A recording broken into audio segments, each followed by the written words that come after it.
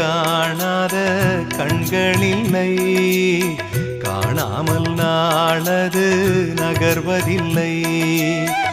கண்ணன் என்றாலும் கள்வன் என்றாலும் கருணை புரிவான் ஸ்ரீ கிருஷ்ண பகவான்.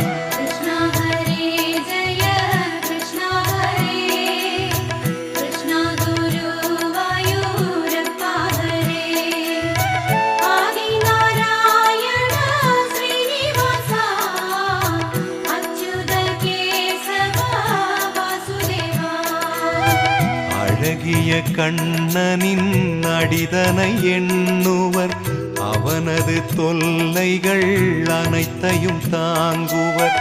வெண்ணையை திருடிய கண்ணனின் லீலையை கண்டு ரசிப்பதே